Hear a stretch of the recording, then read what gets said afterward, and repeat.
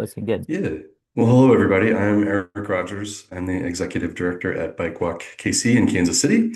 We are the local nonprofit advocacy and education organization. Our work is oriented around the idea that we should not be required to drive in order to thrive in our community. And so we do a lot of work addressing issues around transportation insecurity, walking, biking, and transit.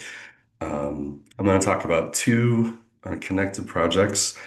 First, a disclaimer, I'm not an expert on the streetcar. The Kansas City Streetcar Authority folks would normally have been here, but as Jackson said, we have the World Cup going on and they are deep in the weeds, moving people around. In fact, Tuesday night at the Argentina and I think Algeria match, even saw their bookkeeper was out on the rails helping with operations. So they're in an all hands on deck mood.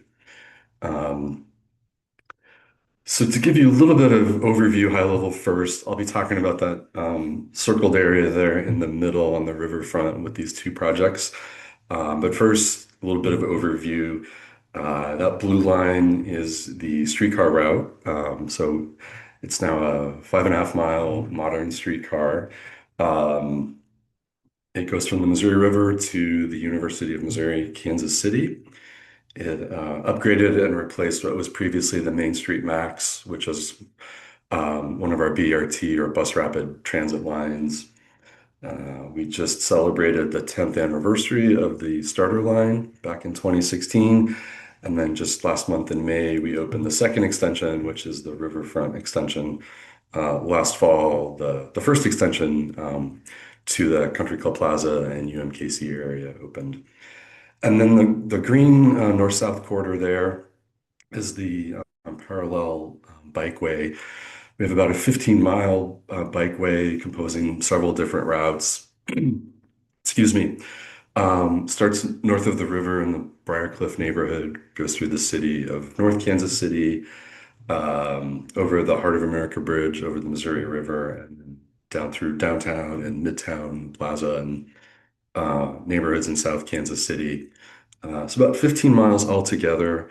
About 90% of that is protected infrastructure, either a side path trail, a protected bike lane with concrete curbs and barriers, etc.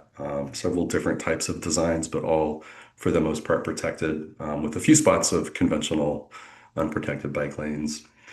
And then kind of the east-west connections there are connecting facilities, so either protected bike lanes or trails. And so altogether, this corridor connects about 33 miles of a connected, protected network in the southern half of the city. And then zooming in, I'll talk more specifically about this area down on the riverfront. That's where it is in context. But then the aerial view here shows in purple the recently opened riverfront extension of the streetcar and the new bike and pedestrian bridge that goes along with it. So this is the Grand Boulevard corridor. It connects the River Market neighborhood, which is kind of on the north side of the downtown loop, down to the Berkeley Riverfront Park and all of the development that's going on down there. Lots of housing and other amenities are being built. And then we have CPKC Stadium, which is the brand new stadium for the Kansas City Current women's soccer team. We're proud to say it's the first professional women's sports team, or it's the first stadium specifically built for women's professional sports anywhere in the world. Um, and it's significant from an active transportation perspective because they built an 11,000 seat stadium with just 1,000 parking spots on site. So bike ped and transit have been keys for access to games. It's right on the Riverfront Heritage Trail, which runs along the south bank of the Missouri River. We have the Heart of America Bridge, which is a bike ped connection to the north. And so if you go to a current game, you'll see 300 bikes down at the stadium from folks that have biked to the game. And transportation is becoming even more important because the Current just announced they're expanding the stadium to 18,000 seats, almost doubling it. Um, and so this Riverfront streetcar extension was also a big part of the transportation plan for the stadium.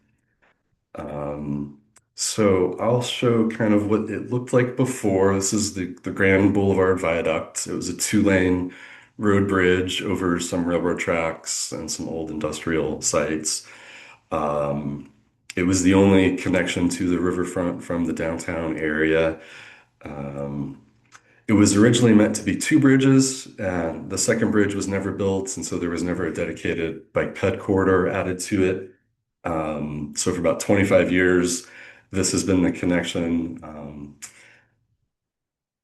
You'll notice the walls on the sides are really low, so you'll have folks who are walking or biking on that shoulder next to a really low wall high up in the air with car traffic coming by them. And so we've been working on a long time to build a proper facility. And so this is what just opened about a month ago. It's $6 million bike pedestrian bridge parallel to the existing road viaduct. It's super wide. It may be as wide as 16 feet. Um, so it provides a much needed connection down to the riverfront. And a funny story, actually, it it kind of unofficially opened before it was finished. We had a storm come through and it blew down the construction barriers, and people thought it was open, including our mayor. Mayor Lucas thought it was open and posted a video of folks using it. And then the Public Works had to quickly say, no, no, it's not really open. Please don't use it yet. But that just shows the anticipation and how much people were looking forward to having this new safe connection. So I will show an overview. There's no video, there's no sound, it's just a video, but this is a fly through of an aerial view of the project starting at the river and going south. And then the inset will show you kind of a view of what it looked like during construction at a couple spots along the way. So we're starting here on the riverfront. We're just west of the soccer stadium, going past some of the new development that's happening, going through the middle of Berkeley Riverfront Park. And then here we're going to get onto the new bridge. And this goes under the Heart of America Bridge, which is the one that crosses the river. We go over the ASB Bridge, which is a railroad bridge, and then alongside the existing Riverfront Heritage Trail here on the right, over some railroad tracks.